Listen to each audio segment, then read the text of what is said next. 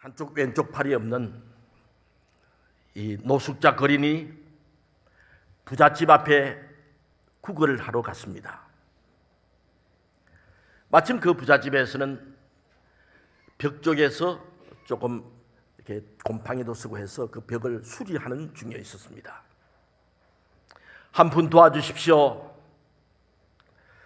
구걸을 하는데 이 사람의 행색을 가만히 보니까 오른팔은 멀쩡하고 왼팔이 조금 이렇게 발목 이하로 팔이 없고 아직 젊고 건강해 보였습니다. 그 집에 이제 안주인 되시는 부인이 구걸하며 도움을 청하는 이 사람에게 아저씨, 대문 밖에 있는 저 지금 우리가 집 수리를 하고 있는데 벽돌을 쌓아놨는데 저 집 안으로 옮겨야 되는데 좀 옮겨주면 제가 돈을 드리겠다고 그렇게 부탁을 하는 것입니다. 그 거린이 아니 부인, 제 한쪽 팔이 없는 거 보이지 않습니까? 저 아무것도 할 수 없어요. 그 말 들은 부인이 아무 소리 하지 않고 가가지고 밖에서 이 여자의 몸으로 벽돌을 2장을 집어가지고 자기가 한 손으로 집 안에 나르는 것입니다. 몇 번 그렇게 하고 나서는 그 사람에게 내가 여자의 몸으로 두 팔을 사용한 것도 아니고 한 팔로 벽돌을 몇 번 옮긴 거 보셨지 않습니까? 그래서 아저씨도 벽돌을 좀 옮겨주시면 제가 돈을 지불해 주겠다고 그렇게 말했습니다. 이 거린이 마음을 고쳐먹고 한 번에 열양을 하지 못하고 2장 이제 올려가지고 그 벽돌을 나르기 시작합니다. 2장, 4장, 6장, 8장, 10장 벽돌이 쌓이기 시작합니다. 이제 이 거린이 땀을 흘리면서 계속 이렇게 일을 하니까 이게 평소에 씻지도 않았는데 얼굴에 땀이 막 흐르기 시작합니다. 몹시 지쳐 보였습니다. 이 안주인이 자기 그 손수건을, 하얀 손수건을 이 거린에게 주면서 얼굴에 땀을 닦으라고 말했습니다. 그 얼굴 땀을 닦으니까 하얀 손수건이 새카맣게 변했습니다. 그 드디어 한 2시간 정도 걸려가지고 벽돌을 집 안으로 옮기는 것을 다 마무리했습니다. 그래서 제가 돈을 드리겠습니다 하면서 봉투에다가 2시간밖에 일하지 않았는데 하루치 일당을 이 거린에게 주었습니다. 부인 정말 감사합니다. 제가 2시간 정도밖에 일을 하지 않았는데 아니 하루치 일당을 주시다니요. 고맙습니다 하고 나가면서 근데 부인 그 손수건 절 좀 주시면 안 되겠습니까? 그러는 거예요. 그리고 그 거지가 이 부인의 자기가 막 땀을 흘리면서 그래서 시커멓게 된 하얀 손수건을 받아가지고 돌아갔습니다. 10년의 세월이 지났습니다. 어느 날 검은 승용차 한 대가 그 부잣집 앞에 섰습니다. 그리고 중년의 신사가 그 차에서 내렸습니다. 근데 보니까 한쪽 팔이 어수족이었습니다. 바로 노숙자 시절에 거린의 생활을 하면서 그 벽돌을 옮겨줬던 그 사람이었습니다. 그 부인의 말에 나름대로 결단을 하고 결심을 하고 이대로 살지 않겠다. 노숙자로 거린으로 살지 않겠다. 한 손으로라도 일해서 떳떳하게 일어나겠다. 다짐하고 힘들 때마다 그 손수건을 보면서 초심을 잃지 않으려고 애써가지고 열심히 노력한 결과 성공하여서 이야기는 실제적으로 IMF 때 노숙자로 있던 그래서 저 서울의 수산시장에 지금 상업을 하고 있는 김아묵의 사장의 이야기입니다. 거린도 인생을 잘 만나니까 그의 운명이 바뀌어졌습니다. 사람이 사람을 잘 만나게 되면은 그의 모든 미래가 바뀌어지는 것입니다. 그린도 여주인의 말을 잘 듣고 따랐을 때에 그의 인생이 바뀌어졌을 것입니다. 사랑하는 성도 여러분, 우리 인생의 삶 가운데서도 꼭 만나야 할 분이 있습니다. 우리 삶 가운데 꼭 만나야 될 분이 있습니다. 바로 예수 그리스도이신 것입니다. 우리가 예수님을 꼭 만나야 됩니다. 이것은 그냥 교회만 왔다 갔다 한다는 말씀이 아니에요. 정말 그분이 어떤 분인지, 그분이 내 인격과 내 삶을 어떻게 주관하는지, 그분은 선지하신 하나님이시고 그분은 모든 인생의 모든 생사화복을 주관하시는 전능자시라는 것, 그 주님을 만나야 된다는 말씀인 것입니다.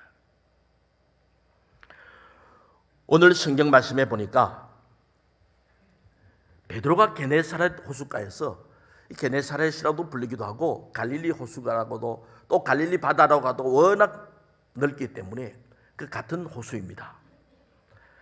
밤새도록 고기를 잡았습니다. 물고기를 잡았습니다. 밤새도록 그물질을 했습니다. 근데 고기가 씨가 말랐는지 한 마리도 낚이질 않았습니다. 헛그물질만 하고 피곤한 몸을 이끌고 이제 동력에 해가 떠오르니까 육지가로 무트로 나오게 되어가지고 그 배에서 이제 밤새 그물질 하다 보면은 나무까지도 걸려오고 그물에 걸려가지고 있고 뭐 빈병도 걸려 있을 것이고 뭐 여러 가지 사기 조각도 걸려 있을 것이고 그 그물질을 손질하고 있었습니다. 예수님께서 많은 무리들과 함께 오면서 잠깐 그 베드로의 배에 타셔가지고 그 하나님 말씀을, 천국 복음을 그 많은 다른 무리들에게 전했습니다.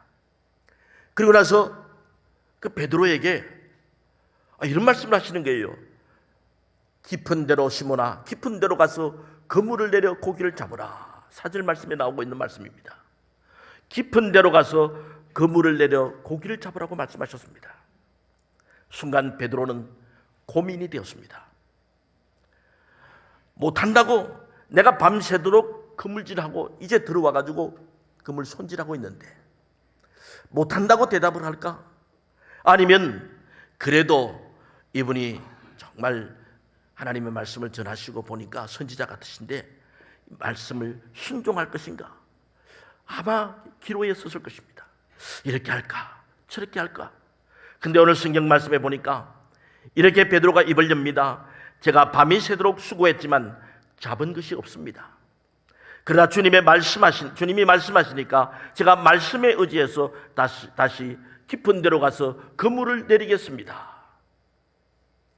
그리고 노를 저어가지고 호수 깊은 데로 가서 그물을 던지게 됩니다. 고기가 씨가 말라가지고 한 마리도 그 밤새도록 그물질을 했지만 잡지 못했던 고기가 이상하게 그물을 잡아당기려 하니까 손맛이 다른 거예요. 여러분, 낚시하시는 우리 집사님, 우리 성도님들 가운데 정말 낚시 좋아하는 분들이 계신데 그런 분들은 벌써 손맛이 다르잖아요. 탁 입기를 해가지고 물었을 때, 물고기가 잡혔을 때 다른 거예요. 그물을 딱 당기려고 하니까 이건 보통이 아닙니다. 어마어마하게 고기가 많이 들은 거예요. 막 그물이 찢어질 것 같았습니다. 성경에 보니까 다른 동료에 함께 고기 잡던 동료들에게 손짓해가지고 그래서 2배 가득하게 배가 잠기게 되었더라. 잠길 만큼 그렇게 고기를 2배 가득히 잡아가지고 이게 만선의 기쁨을 누렸다는 그 내용이 오늘 본문에 나타나고 있는 것입니다. 여러분, 이 시간 우리의 입장을 바꿔놓고 여러분이 베드로라고 한번 생각해 보십시오. 제가 베드로라고 한번 생각해 보면은 이 베드로는 갈릴리 바다에 모든 물길을 다 알고 있습니다. 이 시간대에 물고기들이 나오고 이 시간대에 물고기들이 어디에 있고 숲가에 가에 나와가지고 또 아니 이 깊은 데 가 있든지 다 알고 있는, 평생을 물고기 다른 모든 것은 모르겠지만 물고기 잡는 데는 베테랑이 된 그런 어부입니다. 목수 출신의 아마추어에 불과한 예수님께서 깊은 곳으로 가서 그물을 던져서 고기를 잡으라고 하신 이 말씀, 이 명령 가운데 이 자신의 생각과 자신의 모든 이성과 그동안의 경륜과 경험으로 봐서는 이건 이 시간에는 그게 물고기가 없는 거, 조금 전까지 내가 계속 그물질을 했지만 헛당치고 돌아온 것 아니겠습니까?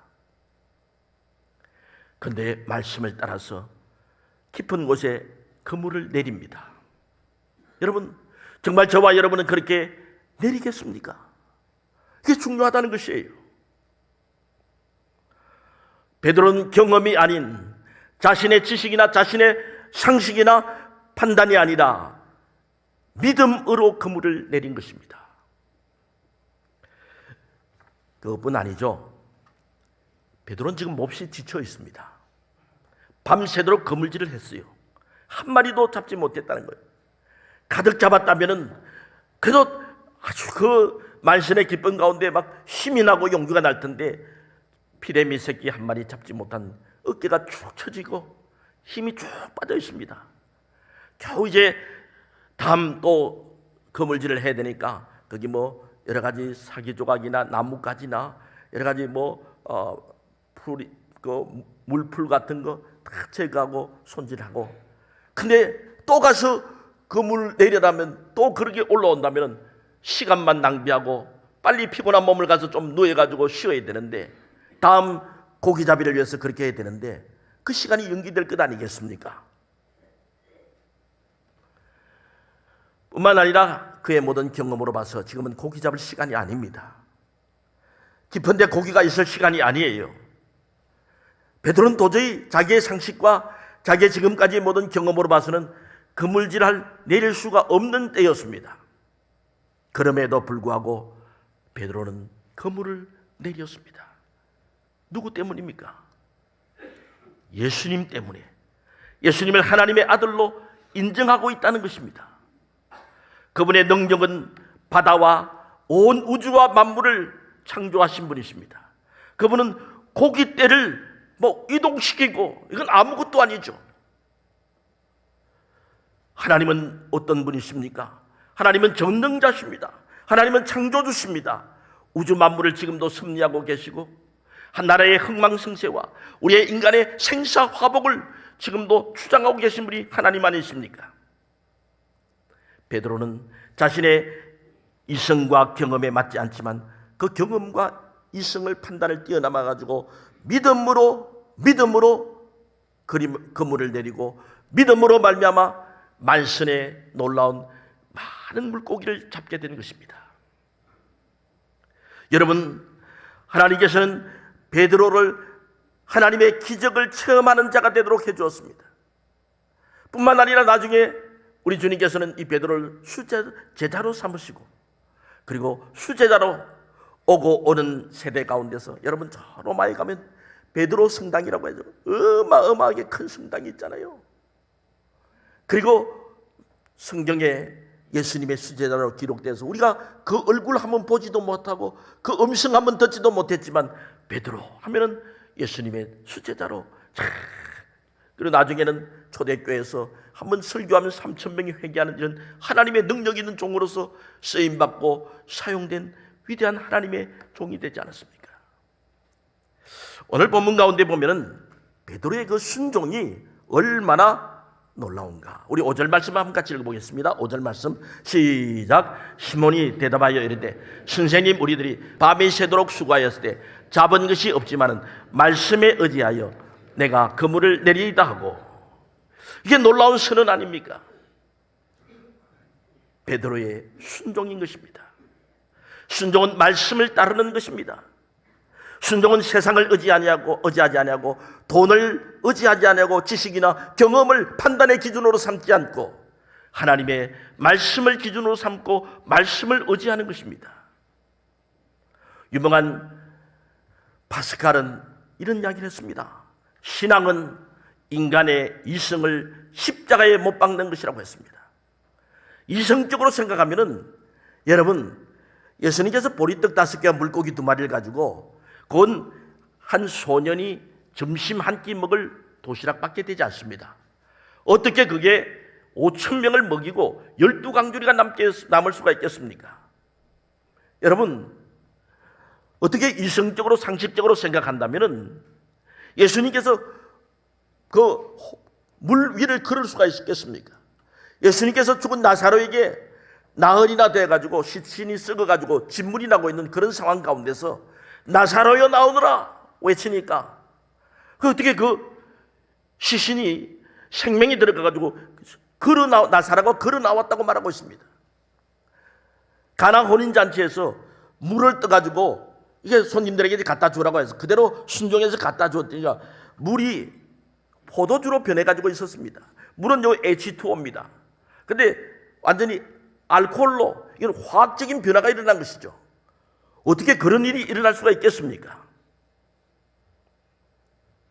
주의 말씀에 의지하여 내가 그 물을 내립니다. 사랑하는 성도 여러분, 우리도 이 베드로의 신앙 고백이 저와 여러분의 신앙 고백이 되어지기를 주님의 이름으로 간절히 소원합니다. 왜 내가 예수를 오래 믿었는데, 내가 신앙생활을 믿음 생활을 오랫동안 했는데 내 삶에는 변화가 없고 내 삶에 하나님의 기적과 하나님의 놀라운 은혜를 체험함이 없는가?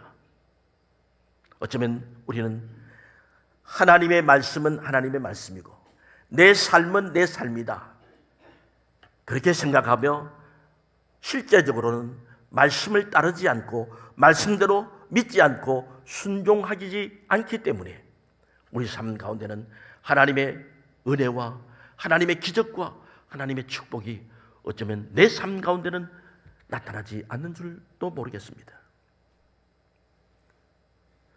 내가 그대로 믿음이 없고 그 말씀에 대한 순종이 없는데, 말씀이 내 속에 들어왔지만서도 나의 경험과 나의 지식과 나의 판단이 딱 가로막고 있는데 거기에 어떤 역사가 일어나겠습니까?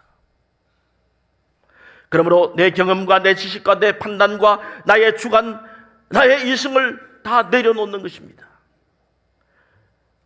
우리 주님은 하나님 말씀에 순종하는 심령들을 너무너무 사랑하십니다. 베드로는 말이에요, 그의 생에 살아가는 가운데 아마 베드로가 이때 30대 중후반쯤 돼서 예수님보다 나이가 많았을 때니까요, 되었을까, 가정도 가지고 있었고, 그런데 그의 생애 가운데 이렇게 물고기를 많이 잡아가지고 그 물이 찢어지는 것처럼, 그것도 한 배가 아니라 두 배 가득하게 배가 잠기는 것 것처럼 그렇게 해서 이 만선의 기쁨을 누린 이런 경험은 없었을 것입니다. 그의 생애 가운데 그 기억은 영원히 기쁘고 감사하고 좋은 기억으로 남아있었을 것입니다. 그런데 더 놀라운 것은 베드로의 축복은 고기를 많이 잡았다는 것뿐 아닙니다. 그는 하나님을 만난 것입니다. 베드로가 5절 말씀에까지 보면은 선생님 이렇게 예수님에 대해서 랍비라고 부릅니다. 근데 8절에 가면은 그물이 막 찢어질 정도로 많은 엄청난 하나님의 기적을 체험하고 나서 그는 주여라고 부릅니다. 큐리오스라고 부릅니다. 주님이라고 고백하고 있는 것입니다. 주여 나를 떠나소서, 나는 죄인이로소이다. 이 당시 주님으로 고백하고 있다는 것은 메시아로 고백한다는 말씀인 것입니다. 바로 게네사렛 호숫가에서 베드로는 하나님의 아들 메시아 큐리오스 되시는 주님 되시는 예수님을 만나게 된 것입니다. 그래서 8절에 보니까 우리 같이 한번 읽어봅니다. 8절 시작. 시몬 베드로가 이를 보고 예수의 무릎 아래 엎드려 이르되 주여 나를 떠나소서, 나는 죄인으로소이다. 절대자인 하나님의 능력을 보고 하나님의 놀라운 역사를 보니까 자신이 지금까지 업으로서의 경험과 상식과 자신의 기술과 경륜은 아무것도 아니라는 것, 너무나도 초라하고 누추하고 부끄러운 것이란 것, 그것을 깨닫고 나서 주여 나는 죄인입니다, 이런 고백을 하고 있는 것입니다. 저와 여러분도 참된 신앙의 믿음의 길을 들었으면서 이 베드로의 고백이 주여 나는 죄인입니다, 이 사순절 기간에 세 번째 주간을 보내는 가운데 주여 나는 죄인입니다, 이 고백이 저와 여러분의 고백이 되어지기를 주님의 이름으로 간절히 소원합니다. 나는 죄인입니다. 나는 주님의 은혜가 필요한 존재이고 나는 하나님 앞에 예배 드릴 수밖에 없는 피조물이고 나는 주님의 보혈로 말미암아 내 죄가 씻음받고 용서받아야 할 죄인입니다. 이 고백이 하나님 앞에 드려져야 되겠습니다. 베드로가 주님 앞에 겸하게 순종하고 자신의 죄인됨을 고백하게 될 때 우리 예수님께서 뭐라고 말씀하셨습니까? 10절 말씀에 한번 내려보니까 이제 후로는 내가 사람을 취하리라 하시니, 다른 병행 기절에 보면 내가 사람을 낚는 어부가 될 것이라고 말씀하고 있는 것입니다. 베드로는 이 말씀에 또 한 번 순종합니다. 아까 베드로가 굉장히 고민했을 것입니다. 다시 깊은 데로 가서 그물을 내릴까? 아니면 내 상식과 판단으로 봐서는 가서 또 허탕치리리다. 에이, 가지 말자. 그런데 말씀에 의지하여 그물을 내리리다. 그대로 순종했습니다. 또 한 번은 지금 또 내가 사람을 낚는 어부가 되리라, 나를 따르라고 예수님께서 말씀하시니까 베드로가 그물과 배를 버려두고 주님을 따랐다고 말씀하고 있는 것이에요. 그의 평생의 이 배와 그물은 무엇입니까? 직장과도 같은 것이에요. 모든 사업, 그의 하는 생업의 터전인 것입니다. 그것을 두고서 예수님을 따르는 것입니다. 바로 하나님을 만난 자의 그 모든 신앙의 기쁨이요 결단인 것입니다. 여러분, 보화를 발견한 사람은, 막 금덩어리 보화를 발견한 사람은 금가락지 하나에 그게 연연하지 않습니다. 다이아몬드가 막 나오는 탄광을 그 광산을, 다이아몬드가 막 쏟아지는 광산을 발견한 사람은 그 은가락지 하나에, 은덩어리 조그만 거 하나에 그게 매이지 않습니다. 예수님을 믿기 전에, 참으로 주님을 만나기 전에는 내가 물질이 최고인 줄 알았어요. 권력이 최고인 줄 알았어요. 명예가 최고인 줄 알았어요. 학식이 최고인 줄 알았어요. 그러나 예수님을 믿고 나서 주님을 참으로 만난 이후에는, 야, 정말 하나님이 최고이구나, 주님이 최고이구나. 세상에 재산이나 직위나 명예나 지식이나 물론 귀한 것이죠. 그러나 가장 귀한 것이 주님이라는 것을 깨닫게 되는 것입니다. 여러분, 이런 깨달음과 기쁨과 결단이 우리들에게도 있어지기를 주님의 이름으로 간절히 소원합니다. 옛날 한 임금님이 계셨어요. 후궁들이 여러 명 있었습니다. 생일날 잔치를 벌였습니다. 임금이 엄청 기분이 좋은 거예요. 그래서 잔치를 배설하고 나서 후궁들에게, 너희들에게 소원을 들어주겠다. 한 명씩 소원을 이야기해라.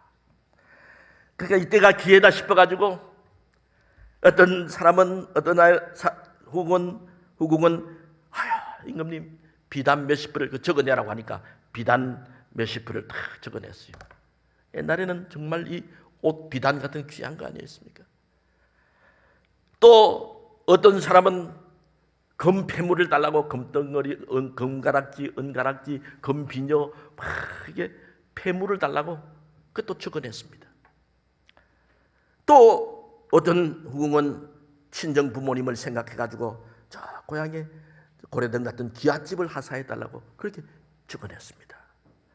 또 어떤 사람은 논밭 전답을 달라고 양지바른 그 전답을 넓은, 그래서 그걸 몇백 마디 달라고 딱 적어냈습니다. 근데 빈 종이가 올라온 거 있었어요. 그래서 신기하다 싶어서 임금님이 누가 이걸 빈 종이로 적어냈느냐 한지에다가, 그래서 부끄러운 듯이 나와서 임금님에게 아뢰입니다. 임금님, 저는 다른 거 다 필요 없습니다. 임금님 한 분이면 족합니다. 임금님을 원합니다. 여러분, 이 후궁이, 이 사람이 정말 지혜로운 사람 아니겠습니까?